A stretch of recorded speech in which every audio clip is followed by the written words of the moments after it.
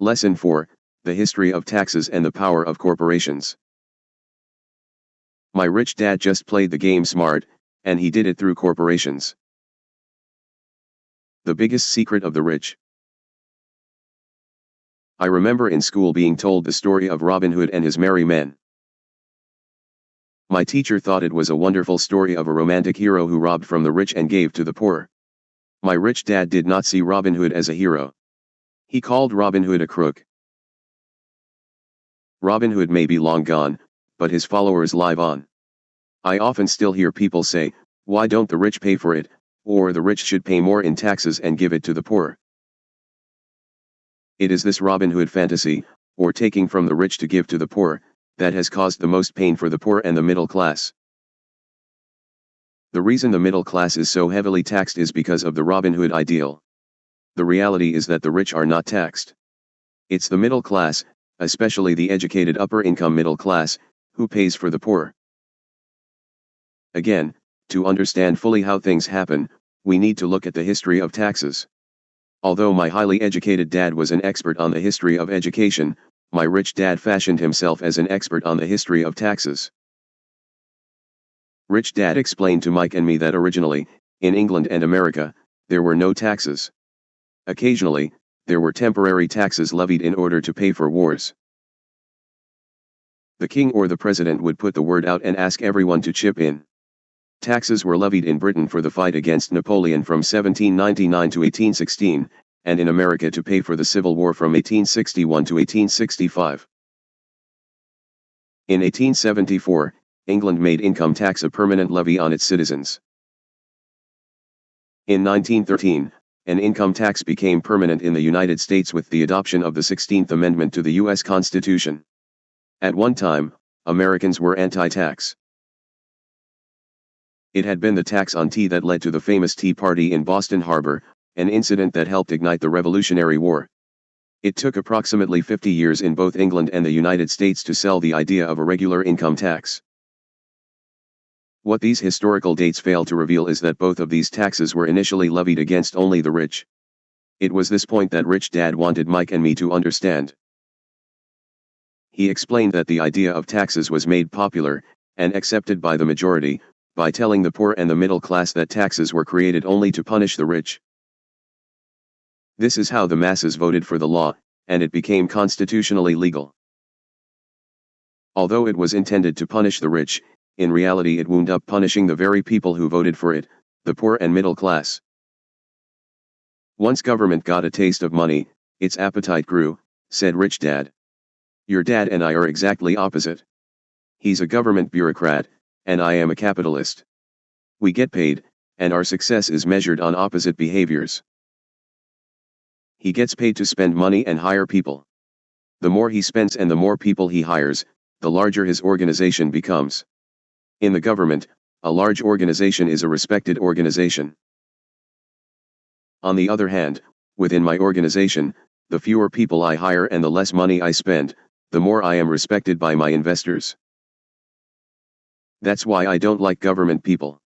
They have different objectives than most business people. As the government grows, more and more tax dollars are needed to support it.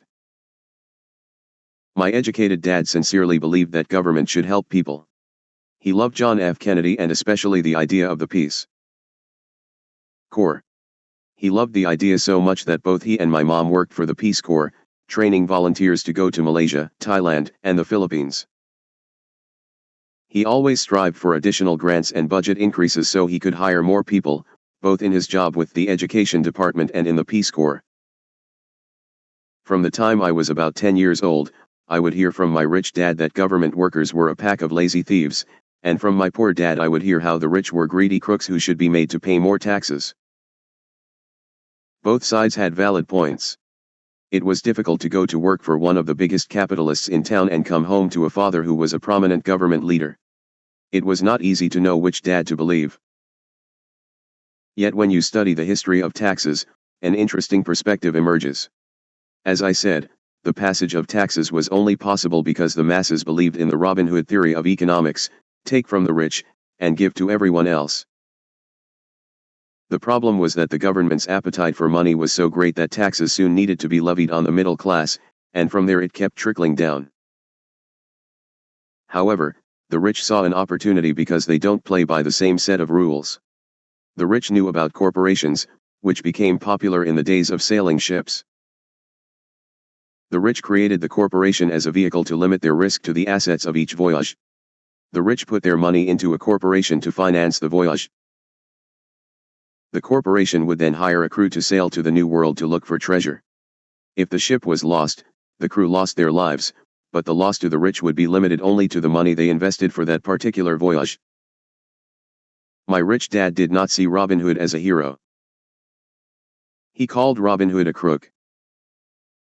The diagram that follows shows how the corporate structure sits outside your personal income statement and balance sheet. Assets: personal income statement, personal balance sheet, income expenses, corporation income statement, liabilities, income expenses. It is the knowledge of the legal corporate structure that really gives the rich a vast advantage over the poor and the middle class. Having two fathers teaching me, one a socialist and the other a capitalist, I quickly began to realize that the philosophy of the capitalist made more financial sense to me. It seemed to me that the socialists ultimately penalized themselves due to their lack of financial education. No matter what the take from the rich crowd came up with, the rich always found a way to outsmart them. That is how taxes were eventually levied on the middle class. The rich outsmarted the intellectuals solely because they understood the power of money, a subject not taught in schools. How did the rich outsmart the intellectuals? Once the take from the rich tax was passed, cash started flowing into government coffers. Initially, people were happy. Money was handed out to government workers and the rich. It went to government workers in the form of jobs and pensions, and it went to the rich via their factories receiving government contracts. The government received a large pool of money, but the problem was the fiscal management of that money. The government ideal is to avoid having excess money. If you fail to spend your allotted funds, you risk losing it in the next budget. You would certainly not be recognized for being efficient. Business people, on the other hand, are rewarded for having excess money and are applauded for their efficiency. As this cycle of growing government spending continued, the demand for money increased, and the tax the rich idea was adjusted to include lower income levels, down to the very people who voted it in, the poor and the middle class. True capitalists used their financial knowledge to simply find an escape. They headed back to the protection of a corporation. But what many people who have never formed a corporation don't know is that a corporation is not really a thing. A corporation is merely a file folder with some legal documents in it, sitting in some attorney's office and registered with a state government agency. It's not a big building or a factory or a group of people. A corporation is merely a legal document that creates a legal body without a soul. Using it, the wealth of the rich was once again protected. It was popular because the income tax rate of a corporation is less than the individual income tax rates. In addition, certain expenses could be paid by a corporation with pre-tax dollars. This war between the haves and have-nots has raged for hundreds of years. The battle is waged whenever and wherever laws are made, and it will go on forever. The problem is that the people who lose are the uninformed, the ones who get up every day and diligently go to work and pay taxes. If they only understood the way the rich play the game, they could play it too. Then they would be on their way to their own financial independence. This is why I cringe every time I hear a parent advise their children to go to school so they can find a safe, secure job. An employee with a safe, secure job, without financial aptitude, has no escape. Average Americans today work 4 to 5 months for the government just to cover their taxes. In my opinion, that is simply too long. The harder you work, the more you pay the government. That is why I believe that the idea of take from the rich backfired on the very people who voted it in. Every time people try to punish the rich don't simply comply. They react. They have the money, power, and intent to change things. They don't just sit there and voluntarily pay more taxes. Instead, they search for ways to minimize their tax burden. They hire smart attorneys and accountants, and persuade politicians to change laws or create legal loopholes. They use their resources to effect change. The tax code of the United States also allows other ways to reduce taxes. Most of these vehicles are available to anyone, but it is the rich who find them because they are minding their own business. For example, 1031 is jargon for Section 1031 of the Internal Revenue Code, which allows a seller to delay paying taxes on a piece of real estate that is sold for a capital gain through an exchange for a more expensive piece of real estate. Real estate is one investment vehicle that has a great tax advantage. As long as you keep trading up in value, you will not be taxed on the gains until you liquidate. People who don't take advantage of these legal tax savings are missing a great opportunity to build their asset columns. The poor and middle class don't have the same resources. They sit there and let the government's needles enter their arm and allow the blood donation to begin.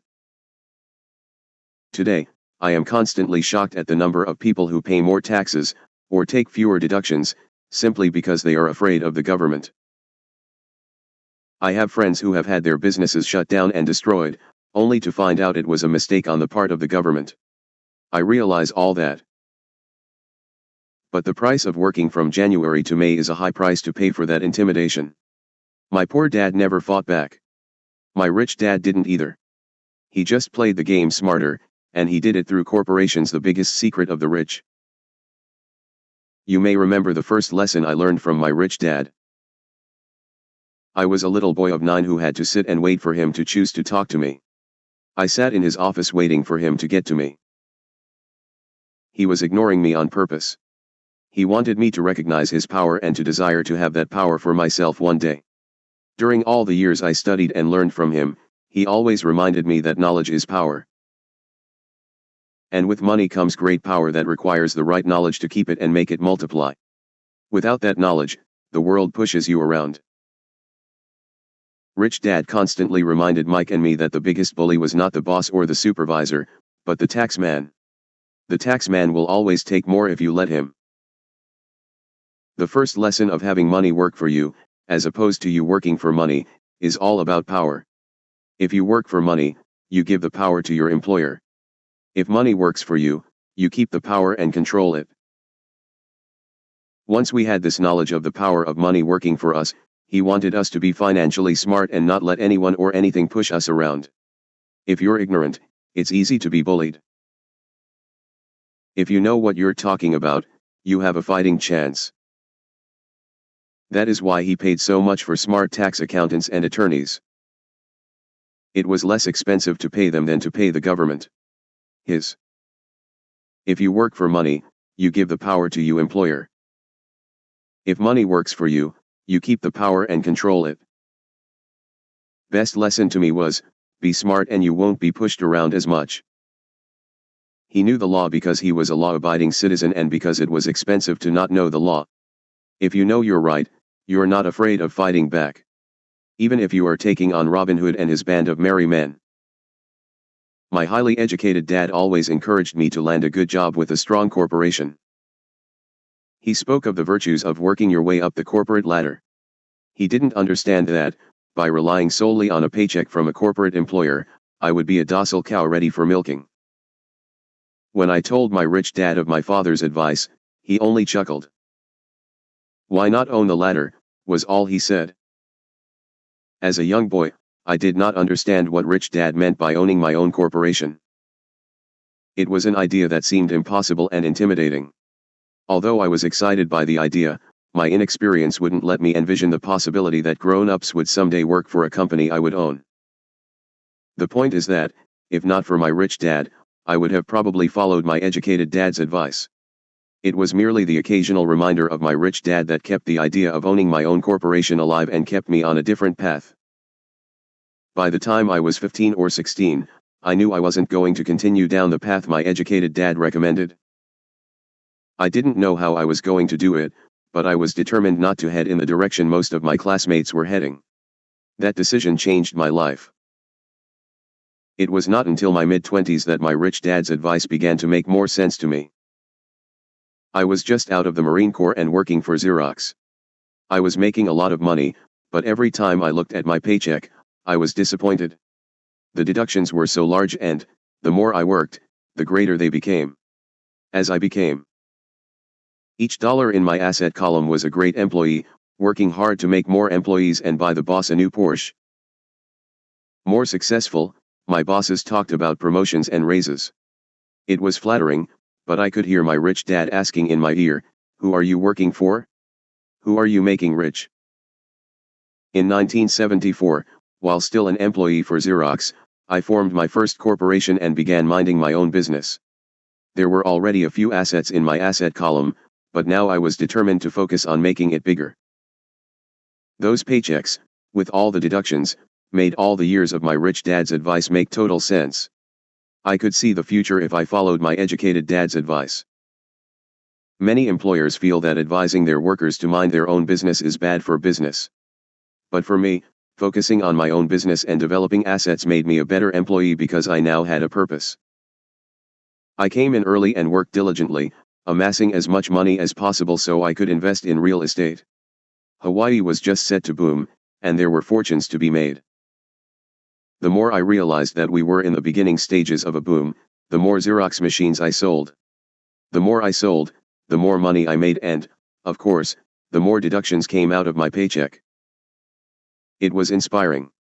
I wanted out of the employee trap so badly that I worked even harder so I could invest more. By 1978, I was consistently one of the top 5 salespeople at the company. I badly wanted out of the rat race.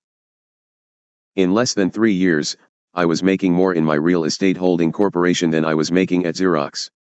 And the money I was making in my asset column in my own corporation was money working for me, not me pounding on doors selling copiers. My rich dad's advice made much more sense. Soon the cash flow from my properties was so strong that my company bought me my first Porsche. My fellow Xerox salespeople thought I was spending my commissions. I wasn't. I was investing my commissions in assets. My money was working hard to make more money. Each dollar in my asset column was a great employee, working hard to make more employees and buy the boss a new Porsche with before tax dollars. I began to work harder for Xerox. The plan was working. And my Porsche was the proof. By using the lessons I learned from my rich dad, I was able to get out of the proverbial rat race at an early age. It was made possible because of the strong financial knowledge I had acquired through rich dad's lessons. Without this financial knowledge, which I call financial intelligence or financial IQ, my road to financial independence would have been much more difficult. I now teach others in the hope that I may share my knowledge with them. I remind people that financial IQ is made up of knowledge from 4 broad areas of expertise. 1. Accounting. Accounting is financial literacy or the ability to read numbers. This is a vital skill if you want to build an empire. The more money you are responsible for, the more accuracy is required, or the house comes tumbling down. This is the left brain side, or the details. Financial literacy is the ability to read and understand financial statements, which allows you to identify the strengths and weaknesses of any business. 2. Investing. Investing is the science of money, making money. This involves strategies and formulas which use the creative right brain side.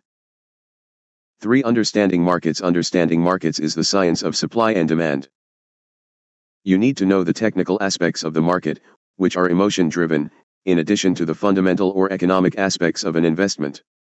Does an investment make sense or does it not make sense based on current market conditions? 4. The law. A corporation wrapped around the technical skills of accounting, investing, and markets can contribute to explosive growth.